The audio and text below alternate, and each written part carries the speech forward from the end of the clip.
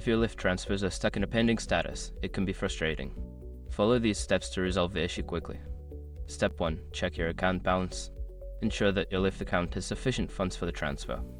If your balance is low, add money to your account to facilitate the transaction. Step 2. Review transfer limits. Verify if you have reached any transfer limits set by Lyft. Each account may have restrictions on how much can be transferred at once or within a certain time frame. Step 3. Update payment information.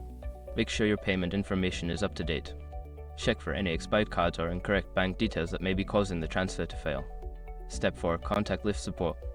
If the transfer remains pending after checking your balance and payment information, reach out to Lyft support. Provide them with details about the issue for assistance.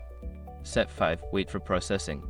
Sometimes transfers may take longer due to processing times.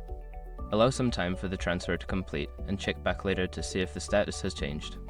If you follow these steps, you should be able to resolve any pending transfer issues with Lyft. Don't hesitate to reach out for help if needed.